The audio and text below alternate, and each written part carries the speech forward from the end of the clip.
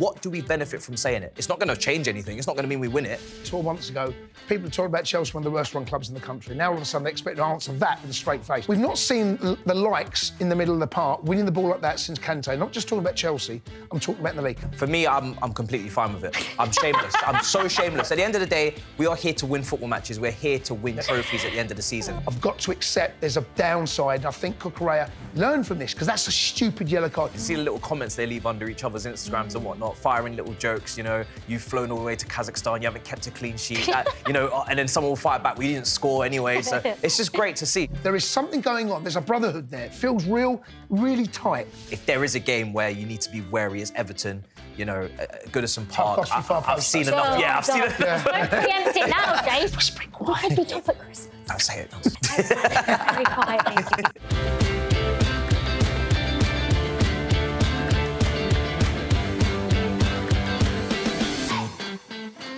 Hello and welcome to another episode of Inside Chelsea, the show for Chelsea fans by Chelsea fans. I'm Olivia Buzaglo and I'm joined by former Chelsea defender Jason Cundy and broadcaster Matisse Armani. Now, first of all, guys, just a big question to start off. Have you missed me? Very much. Live. How I'm stunned. All the important questions to Stunned. start. Been jetting away, leaving us. Yeah, to be fair. You've been having some fun though, right? Skiing down the Alps, or Wow. not sometimes, sliding down the Sliding, Alps. Whatever. Yes, you've been missed, Liv. Welcome back. Thank you. But again, another win against Brentford and, of course, Astana in Kazakhstan since I was last here.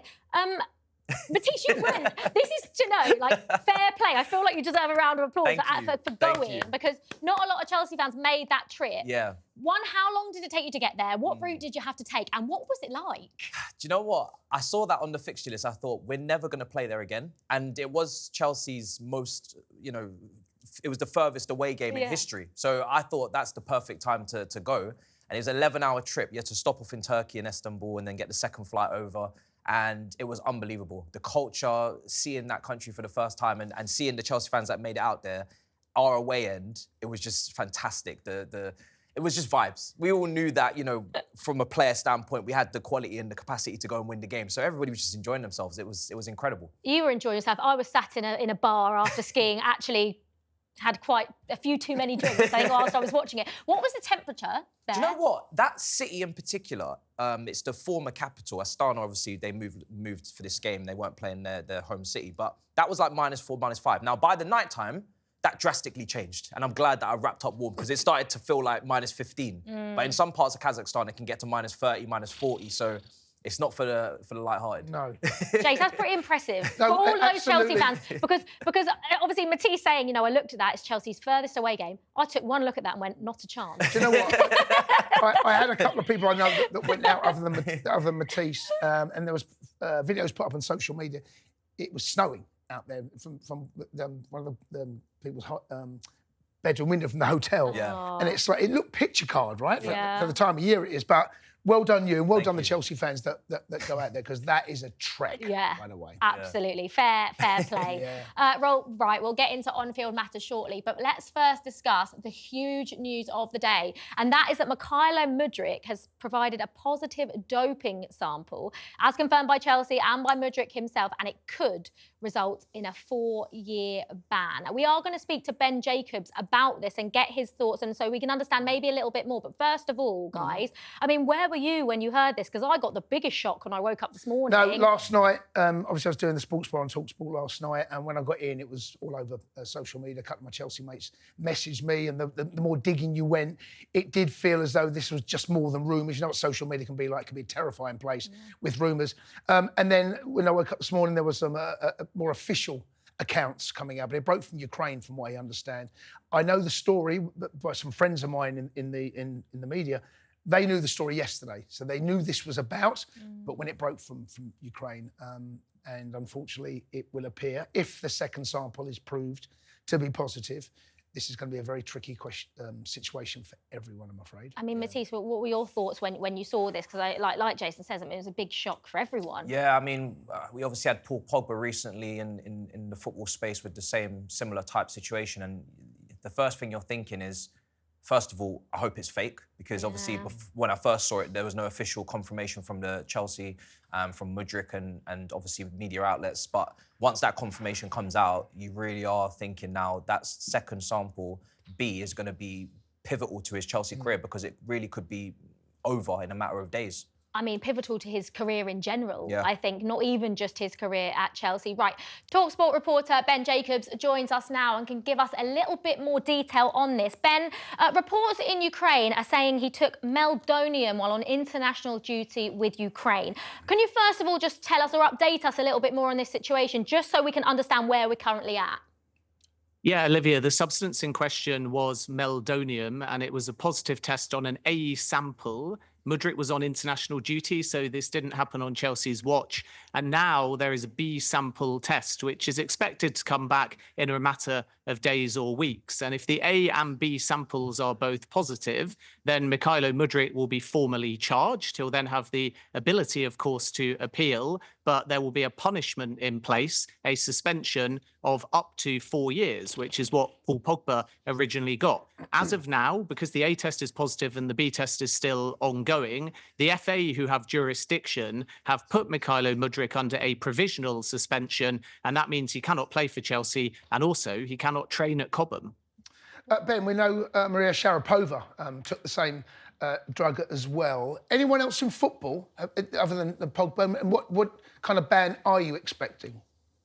Pogba's the main one, a 4-year ban, which ended up getting reduced significantly at the Court of Arbitration for Sport to 18 months. And then Maria Sharapova is an interesting one because, again, it's a like-for-like substance, meldonium. She originally got a 2-year ban, and that was reduced at CAS to 15 months. So what we see is a sliding scale, and what will help Mudryk's cause in terms of the severity of punishment is he also took a test in August and was clean. So in terms of how long could this substance, if it is deemed to be intentionally in his system, have been there, we can say in August he was clean, but in late October there was a positive A test, and therefore we're looking at only a period of a few months, coupled with the fact that Mudryk says it wasn't intentional, it was contaminated, it was something that he didn't realise was in his system or intended to take, and that might lead to mitigating circumstances. So the athletes that you mention are useful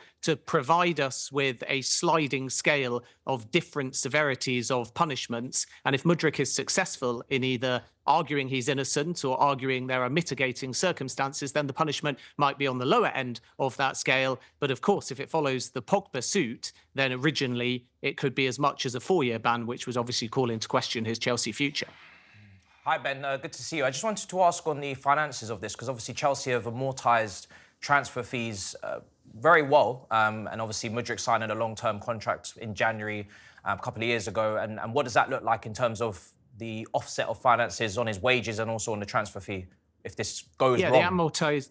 The amortization isn't necessarily a factor because that's for book purposes. What's more important is ultimately how much more money do they owe Shakhtar and how much have they paid up front, and then would they, in a worst case scenario, look to seek some kind of compensation. And there's precedent here. Remember with Mutu, Chelsea sued the player, and that is a way of potentially getting compensation. But we're nowhere near that point at this stage because it's working on the presumption of guilt. So Chelsea are supporting Mudryk. They believe categorically that he is innocent and that this contaminated substance got into his system by accident, and therefore they're not thinking about his future or how they can claw back the finances. They're looking at how they can support him. Now, if we get to the point where, because of this, it was hypothetically in a doomsday scenario to end between Mudryk and Chelsea, then it's more likely that they would then have to take steps to recoup finances by agreeing a settlement with Mudryk rather than going back to Shakhtar, because once you've agreed the fee,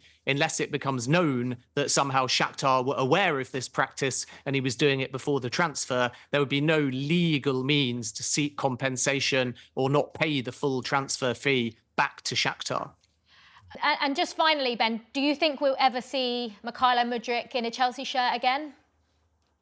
Yeah, I think at this stage it's too early to be scaremongering around the notion that Mudryk won't play for Chelsea again. We have to let the process run its due course. And Chelsea Football Club at this point are not trying to end it with Mudryk. They're trying to support him and put this behind them. And hopefully that will be via a B sample proving to be negative, or alternatively Mudryk being able to argue his case and that there are mitigating circumstances behind this. So right now it's all about Chelsea and Mudryk working together to fight this. And this morning, Enzo Maresca addressed the first team squad and let them know formally about the situation. And now it's a case of Mudryk will be away from Cobham until this resolves itself. If there is a charge and if there is a punishment, then at that point, it is logical to presume that Mudryk might have a significant period out of the game, and therefore it could call into question his Chelsea future. But right now, Chelsea are not thinking about the long-term ban. They're thinking of ways that they can actually resolve this,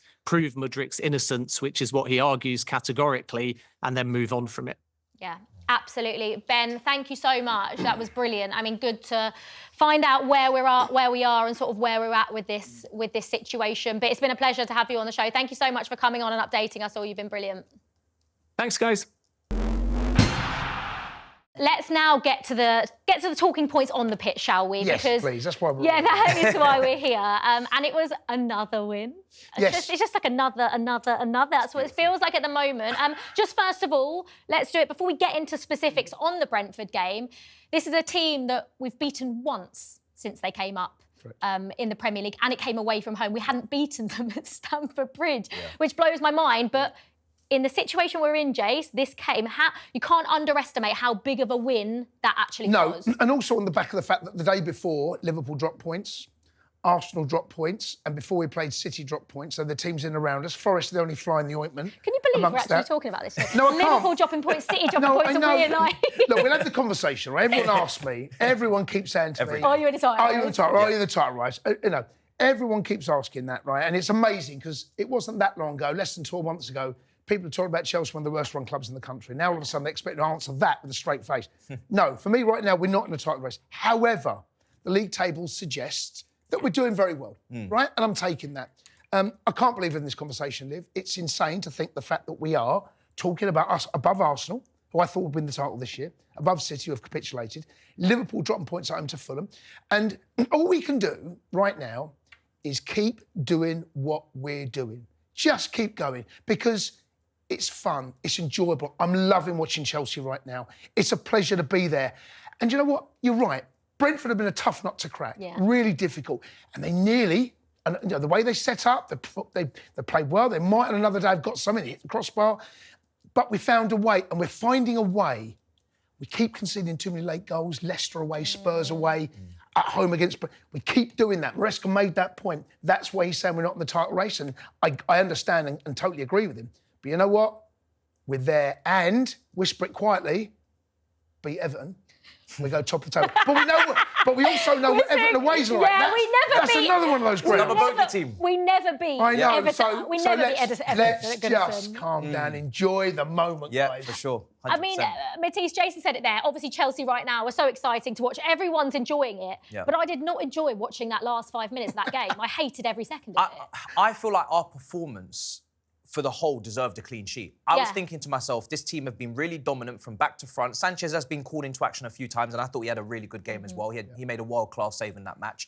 But I'm looking at Noni Madueke stepping up with that assist. He's been previously criticised by the manager. He stepped up to the plate. Jackson, you know, we had conversations last week about, you know, why he was upset after Spurs and everything. He gets his goal. He had a couple nice shots in that game.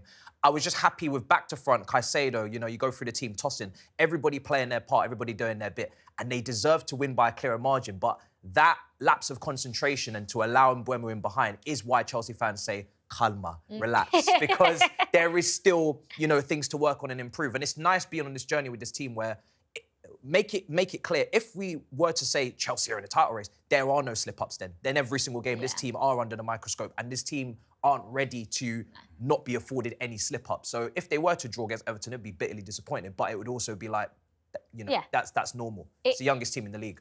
It is what it is. You know, average age of what? 23? 23 and a half. Which is when the average age of a title-winning team is closer to 28. That's another reason, isn't it? Oh, there's so many reasons. Yeah. There's so many. Maresca's come in his first season in a squad that everyone was trying to tell you it's broken. Look, we've always known this squad of players has a huge amount of potential. Yeah. That's what we've done, the club, the way they've gone about it. Since we saw Aubameyang turn up, Koulibaly, Sterling, those signings were players that have reached their peak and probably on the other side of that slope. These players we got now, Noni Madueke, what a turnaround we've seen the last 18 months from this young man. Palmer, don't need to talk about him. Casado, Cucurella. Yeah. I mean, I know he's one of the older members of the squad, but you talk about this Colwill. This young team are performing. You know what? There's a camaraderie, there's an enjoyment. I see the way they celebrate goals. I see the way they interact with one another.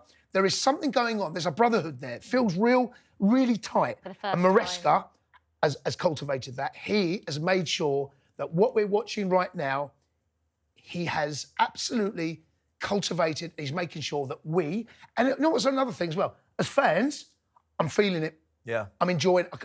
I get the feeling that this is something really special we're watching right now. Not title winning, but... Just get that in there, though. But right now, we're a dangerous team and people are looking over their shoulder. Yeah, you can see the way they interact on social media as well. You see the little comments they leave under each other's Instagrams and whatnot, firing little jokes, you know, you've flown all the way to Kazakhstan, you haven't kept a clean sheet, you know, and then someone will fire back, well, you didn't score anyway. So it's just great to see. So I think this team, that Brentford game was massive because even though Brentford's away record this season is pretty poor, just going up against a team with that back five when they're off the ball, with the front two which have 9 goals apiece, Wissa and Mbeumo in form, scoring early goals constantly in this season, it was a tough game. We had to show a different side to us. I think we did that. Yeah, we definitely did. Jace, you've mentioned a few players there. We're going to start with the guy that was the best player on the pitch, I think, by a country mile against Brentford, and that is Moises Caicedo. I think we've spoken about him so much on this show especially, but I think Rodri is the player out there that you would probably say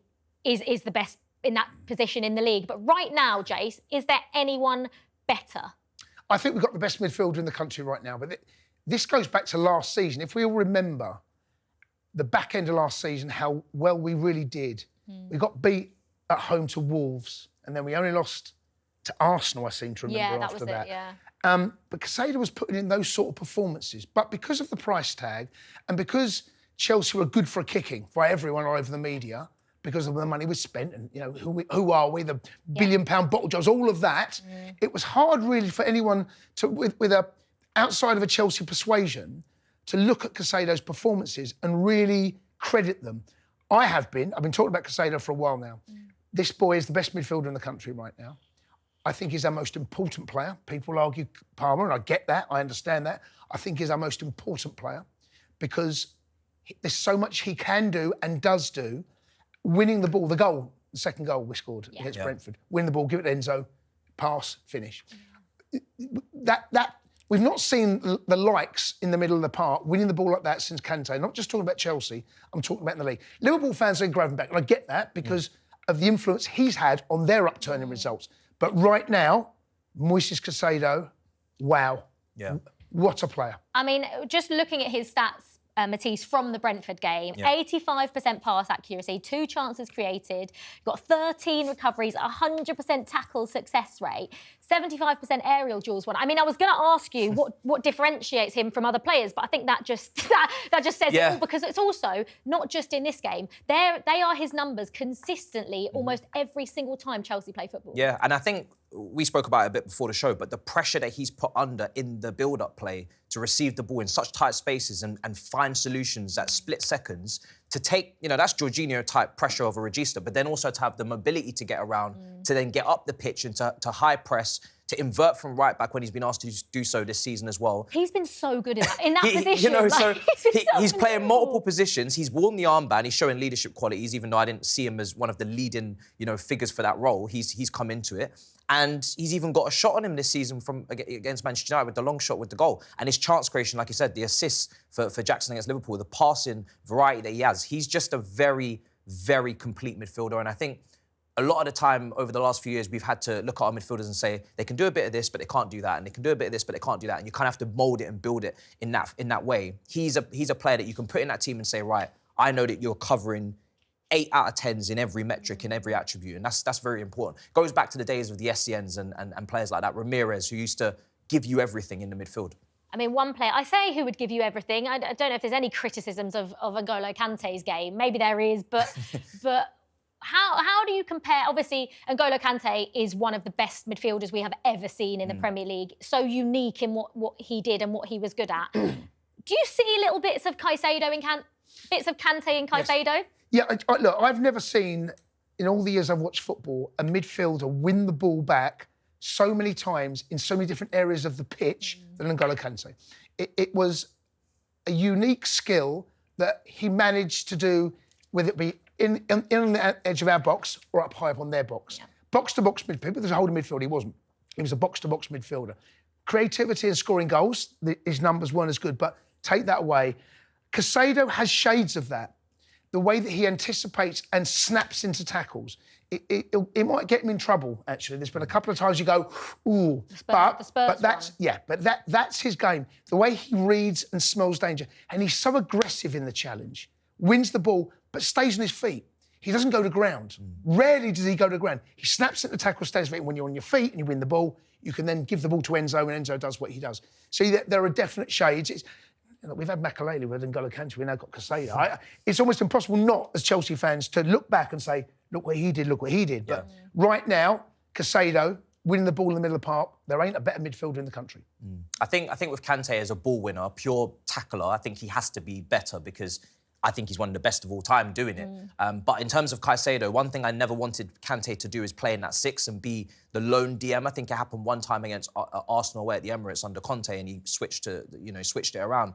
But for me, Caicedo can play that role because he is so press resistant and he is so good on the ball in terms of receiving and popping those little passes. Whereas Kante, I always felt, after Jorginho has done that, then you get Kante on the turn and then you go into the transition. So I think they're slightly different in that aspect, but I think also Caicedo can play box-to-box and he's shown that as well. So there are slight differences, but I think top player in the making. We have to remember how young Caicedo is. 23. He's got so much developing to do, so much learning to do, so much experience to gain.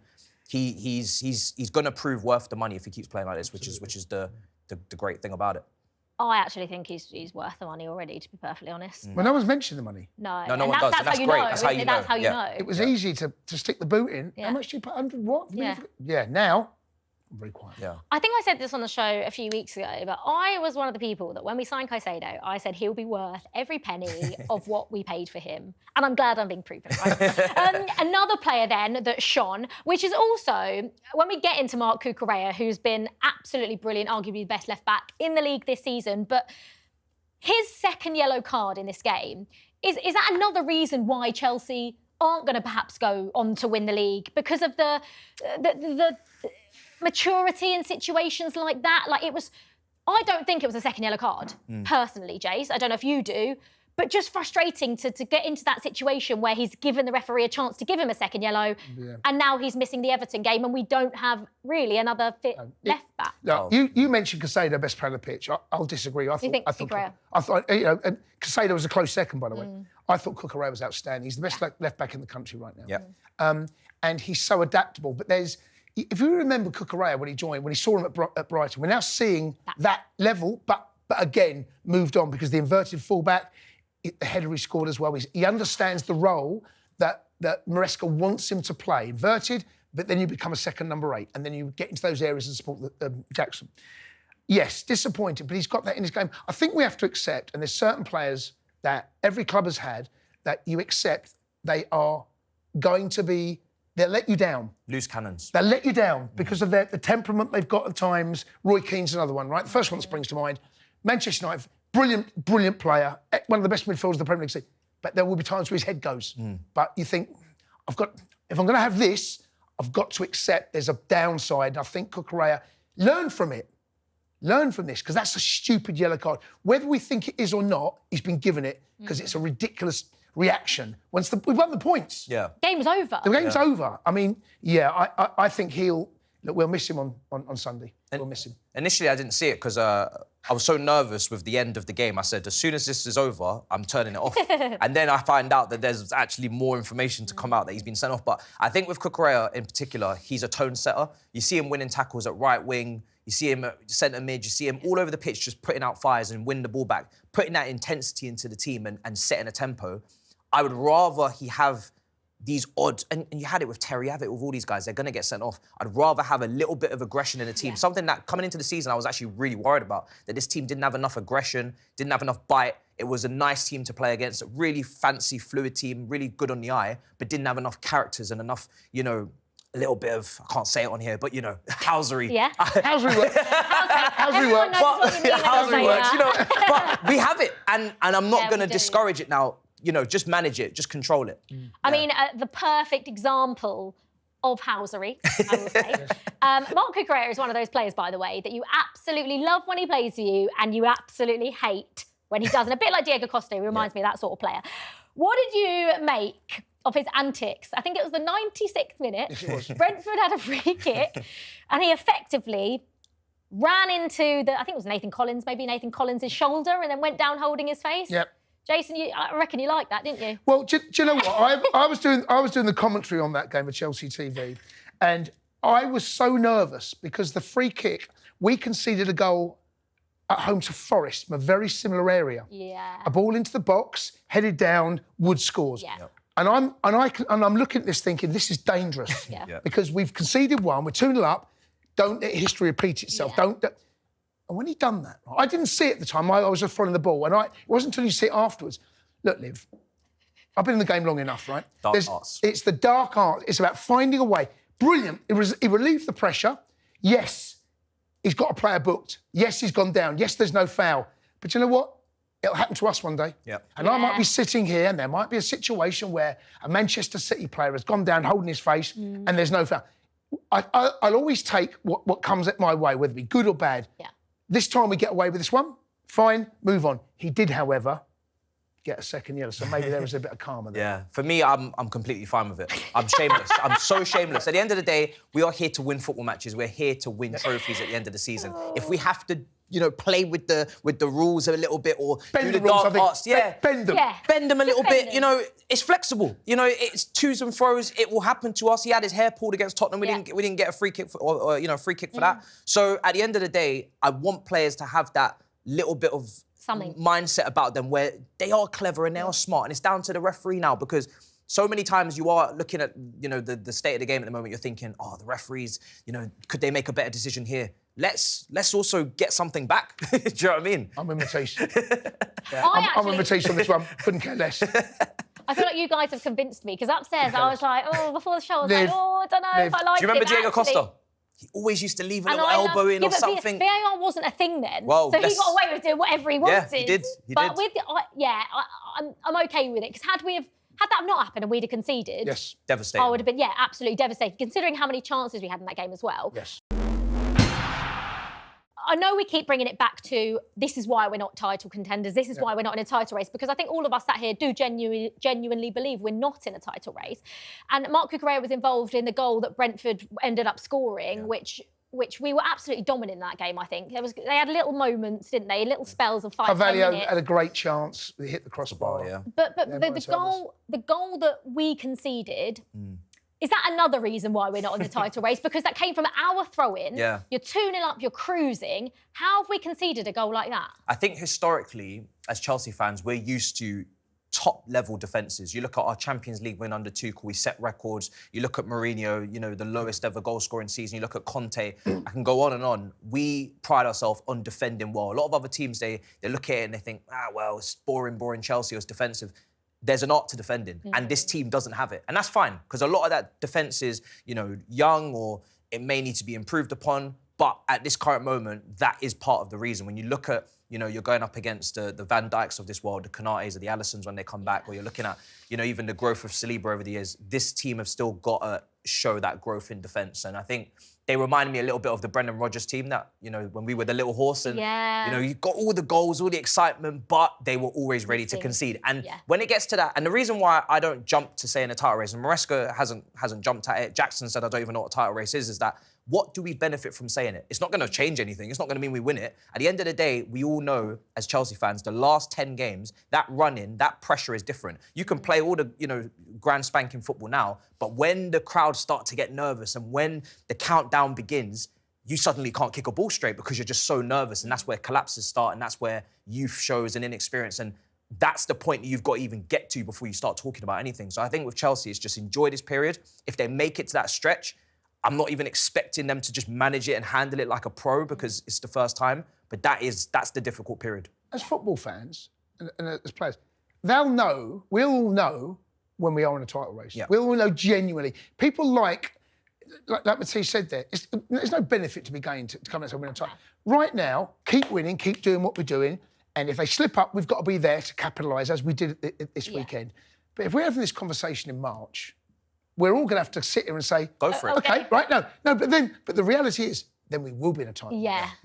Then that conversation is valid. Yeah. Right now, I don't see there's any validity. And just to add on to your point, if you say it now and then say there is a plateau or dip and... Which I'm expecting, by the way. Yeah. I'm expecting a bump in the road. Over Christmas, it always comes over Christmas. I'm expecting it. I'm just waiting for it. There's been so many teams that we've had that have been in it now and then in January, late January, early Feb, they wasn't in it. When you look back, did you say, oh, Chelsea were in a title race in 21-22 or this? No, you don't, because you weren't really in it. It didn't happen. Spurs fans last November saying they're in a title race. Yeah. And also, I think we have standards, you know. We want to win this. We're not here to say, oh, we're going to finish second, we're going to challenge third. If we're going to win it or we're not. If we don't win it, we win some cups. I think everybody just wants to win things. And until we believe we can truly win it, then there's no point really going crazy about it. Yeah, what I would say, like you said, Jace, earlier, something feels different about this team. There is a lot of games we've already played this season. Bournemouth, Wolves, Brentford, Everton coming up if we win them. They're the games that over the last few years we've always struggled against. And it just feels like you say, we found a way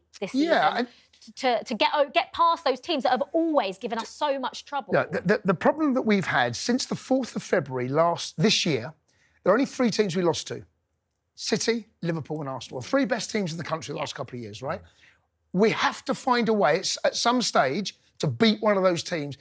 If we beat Liverpool at home, we beat Arsenal away, we beat City away, I'll then have the conversation and saying, right, I think we are now looking like that team. Yeah. But we've only lost to 3 teams. Look, if there was a league table for this calendar year, we're in the top 4. Yeah. And that's where I think we really should aim for and still be. Yes, I'll take that now. Yeah, I would 100% take top 4. We've spoken about a couple of players. We've spoken about Cucurella. We've spoken about Moises Caicedo. We'll get on to the defence, other players in the defence in a second. But first of all, Jay said it earlier, he thinks Moises Caicedo is Chelsea's most important player. Who can we least afford to get injured? I suppose, who do you think, Matisse, is Chelsea's most important player right now? Because for me, it's between 2 players. As good as Marc Cucurella has been, and because we don't actually have many options at left back, I don't know. People might make a case for him, but for me, there's 2 clear front runners. But who? Vega play it. Vega could play at left back. He could get an opportunity. We'll see. There. I think. So who are you going out of those? Out of Caicedo and Cole Palmer? It is between those 2. I'm still edging slightly towards Cole Palmer purely because I think he brings. I think in the defence and in the midfield there is Lavia, there's Enzo, there's Cucurella who comes in. There's players that can, you know, kind of put themselves together and as a unit and say, we're going to get about the pitch, we're going to try and compete. But in that final third, I just think he just adds a class to it and he sets the tempo. And I just think those other attackers, they can be a little bit erratic or they're a little bit excited in front of goal and you don't know what you're going to get from, you know, moment to moment. There'll be missed chances from Madueke, there'll be maybe some goals. Palmer, for me, is just that consistent class in the team that sets the tempo, walks about the pitch, struts about the place. And I think the amount of attention he takes away from the others is key. I think if he wasn't there, suddenly now there's not as much space for the others, and that would be a bigger test for them, whereas everybody's so focused on him, everybody else just gets to have fun. The reason I say Caicedo is because I don't think there's anyone that naturally can do the same job as him. Not that anyone can replace Palmer. We do have Nkunku. Yeah. We do have Felix. There's options. There's more options in that area. I'm not saying they're going to reach the levels of Palmer, because that's not true. Yeah. But then I just feel Caicedo, who is going to... Let's say we lose Caicedo for 6 weeks. Don't even put the thought in our heads. But that, to me, I think then, as a unit, I think we lose defensively our stability, and we're not that great defensively. I think going forward, we score goals. So with goals to games ratio, this is the best Chelsea has ever been in the history of the club. Goals scored, the most goals scored, the most games played, right? This season, right? We got goals in us all over the pitch. Yeah. I know Palmer's creativity is a joke, but I feel they've got a bit more up top that we could cope I don't think... Do you know what I'm doing that's quite cheeky in January? If he was to be out injured, I'm recalling Andre Santos, who's leading in Europe as an under-20 midfielder for tackles, interceptions, everything, and I'm replacing Caicedo with him. Do you know what? I think that's a great idea, Matisse, to be honest. But like, fingers crossed, Moises Caicedo is not going to get injured anytime soon. The one thing I would say about Palmer, though, Matisse, is everyone looks at his numbers. Yes, we know his numbers are unbelievable, but to me, even against Brentford, I thought he was brilliant. Yeah. Didn't get a goal, didn't get an assist. Doesn't need to. But he doesn't need to. That's the brilliance of Cole Palmer, that yes, he's got the numbers as well. If you want to check his numbers, you go and do that because they are unbelievable. But even when he doesn't score or assist, he's so often the best player on the pitch. Yeah. And I think that's what puts him ahead of most other players in the league. Yeah, he leads for open play chances created, I believe, in the league. And the thing is with him is that he's so selfless. He doesn't thrive or gain his confidence from a goal or an assist. He's happy to play his game as a footballer and put it on a plate for others. And if he has to drop deep and play these long passes in behind for Neto when he made that assist for Jackson, he'll do that. If he has to, drag a player out wide and create a bit of a gap for Enzo for a goal, he'll do that. If he wants to dribble and maze for a few players and assist, he'll do that. So I just think with him is that, listen, they're both at the top of their game. They're both top players, so it could go either way. Let's just not lose either. Basically, Caicedo and Palmer. Never get injured. Don't lose either. Please, no. Right, let's get into a couple of defensive performances then from the Brentford game, because Tosin came in. Obviously, Badiashile looks like he's going to be out for a little while. We're not quite sure how long. But he played 90 minutes in Kazakhstan and then came in to play against Brentford. What did you make of his performance just in general in that Brentford game? I was happy with the entire defence. I think he 100% completion out of his aerial deals, which is always important, I think, for our centre-backs, something that we're looking to improve on, having that threat in both boxes, be a bit more of a presence like we used to of old. And I think one thing I'm really impressed with him is that I knew it before he joined, but as a City grad and Fulham, great line breaker, great passer. And I think the thing with him now is an opportunity to prove himself with Badiashile gone, where Fofana's out as well. No one's really taken that position since Fofana's gone out next to Cole and said, this is mine. And I think if he can do that now, he's got experience. He's one of the oldest people in the squad as well. I said when he signed and I saw the social media posts, he was kind of giving off a man that paid off his mortgage. He's very responsible, very mature. The rest of them, they're kids, they're kind of wild, whatever, but he just seems like a very calming presence in the dressing room. And I just want to see him do well because he was free. Last time we signed a defender on a free, it was Thiago Silva. So if he can, nah, I'm joking. He won't hit that level. But if he can just come in and give us 7.5s, I'll be happy. But I think with Badiashile, you said it a few weeks ago, he's got to do it over 5-6 games. I think the same applies to Tosin as well. Look at his chance now, right? Yeah, he'll get his chance. Because that partnership at the back, it's never been consistent because Fofana's had injuries. Colwell last season, if you remember, was playing at left back for some weird reason. That middle of the park is yet to be sorted out. Tosin's got a chance here because he's a calming influence. Matisse made the point. His passes, his straight balls, breaking lines, he punches balls in. He's excellent at that. And the highest praise I can say is that he's just slotted in at the weekend. Him and Colwell, I thought, looked a great partnership. So he'll get a chance now. When it's like a club like Chelsea, get your chance, you've got to take it. Yeah, hopefully he does take it. I think Wesley Fofana, I think it'd be he'll have to perform every single week at such a high standard to keep Wesley Fofana out the team. There's your chance, Liv, right? Yeah, that is defensively, we're a side that will leak goals. We've shown that. If we can... But if things can, over the next 2 to 3 games, maybe going into the new year, Tosin's #1 centre-half alongside Colwell. If that partnership somehow creates defensive stability, clean sheets, you watch, that decision will be tough to bring Fofana straight back in. And what a time for Tosin to get his chance with Everton, Fulham, Ipswich, Palace, Bournemouth and Wolves. There you go. Our next 6 games. Pick up 3-4 clean sheets in those games. You give the manager a decision to make, don't you? Absolutely. And now we've spoken about decisions that Enzo Maresca has made since coming into the club, and one of them was that Robert Sanchez was always going to be his #1. We have been, I think, fair in some criticism, but we've also given him praise when he's deserved it. And this is another day, Jace, where we have to give him his plaudits because he was brilliant against Brentford. I thought it was his best game for Chelsea. And it was really obvious to me doing the commentary that those passes out from the back were less. I think there's been an instruction, I don't know, but I think there's been an instruction that only to pass it if it's 100% on. Sometimes goalkeepers will play passes because they've been instructed to. When the pass, the percentage, the risk rate is too high, and he'll still try it. He went long a lot. maybe we'll start to see a little bit more of that. But what will happen is that scouts that have come and watched this, if I noticed it, Everton scouts will notice it. Yeah. And what that might do, they might then start thinking about that longer ball a bit more often, which inevitably will give you a bit more space to play out from the back. I think you need to be unpredictable. When we play out from the back, I felt we're a little bit too predictable. Whatever happens, we play out from the back. 100% of the time. Now, if you go long, mixes things up. Yeah. And I think when you've got two strikers up front, like Brentford did in Wissa and in Mbeumo, they're live wires, they're in your face, they've got energy, they're very good in front of goal. I think you have to go long sometimes. You know, when you're playing that back three and you've got the two, you haven't got as many options. And I think the passing lanes are fewer, it's more intense to press. Now, if it is Everton, it's one up front.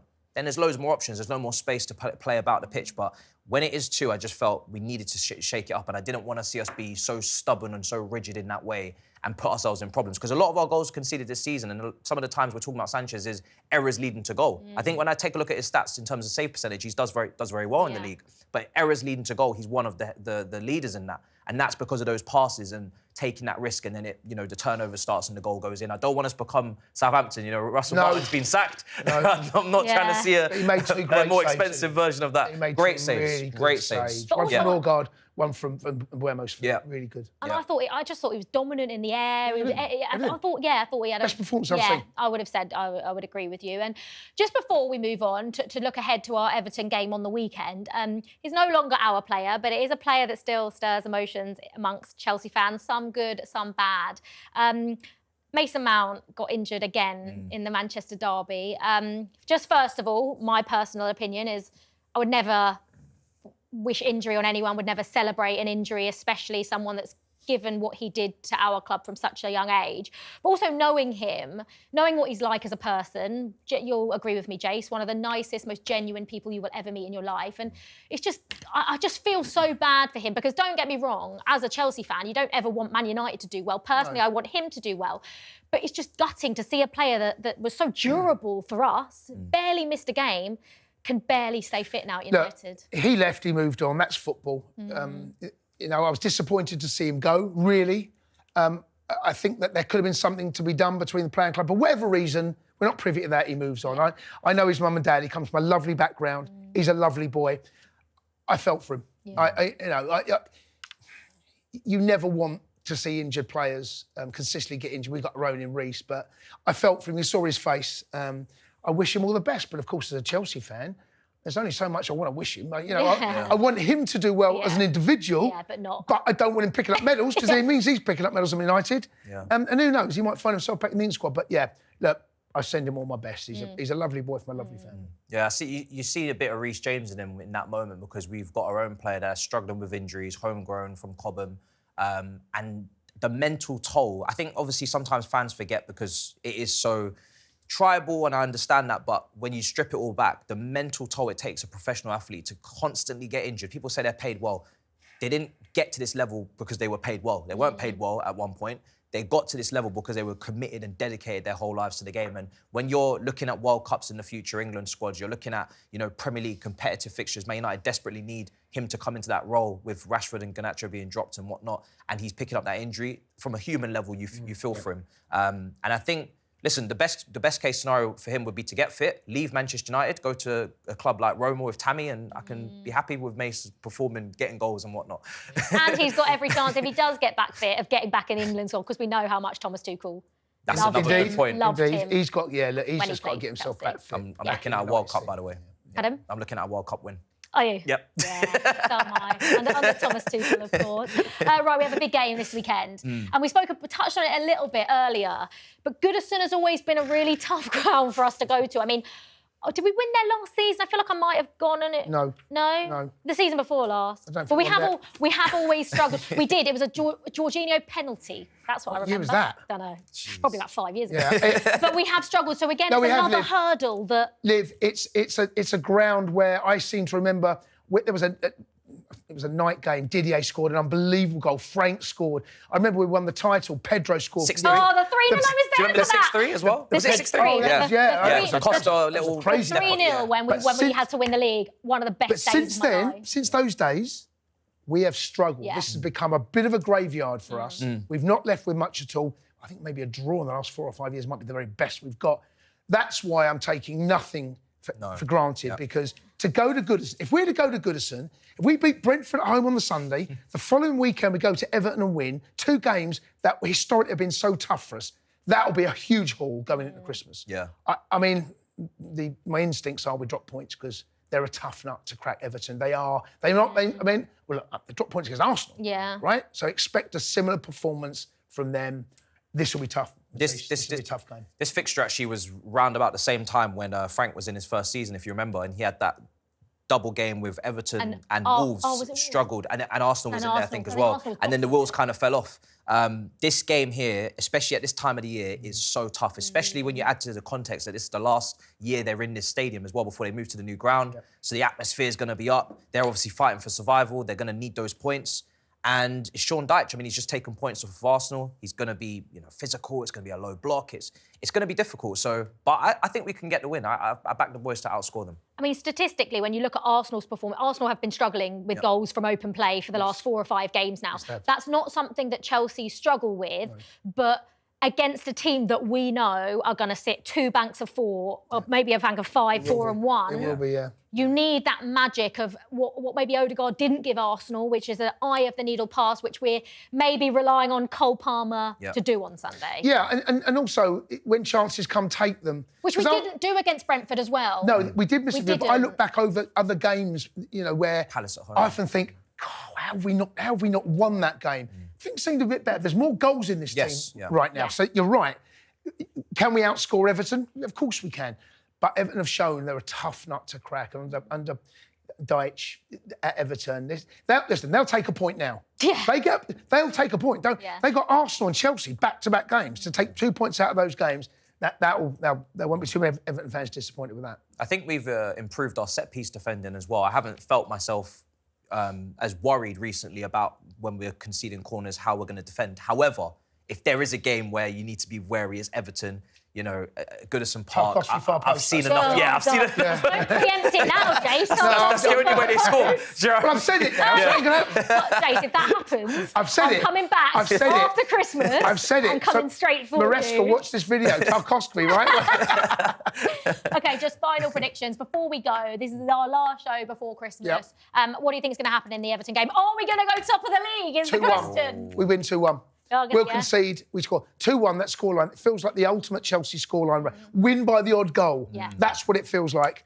And we go top of the table. I like that, 2-1. I'll stick with that as well. It's the early kickoff on a Sunday, just before Liverpool play Tottenham. Big game.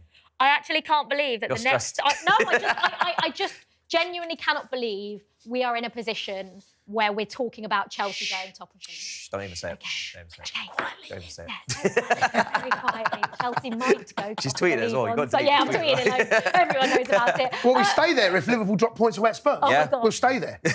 Shh, whispering quiet. Why be top at Christmas? Don't say it. OK, thanks for another episode of Inside Chelsea. We'll be back just after Christmas on the 27th with hopefully 2 more wins against Everton and Fulham to look back on. As always, if you want to get involved, post your comments below and we will do our best to answer them. Thank you so much to Jason, as always to Matisse. You have both been great. We will see you next time. Up the Chelsea.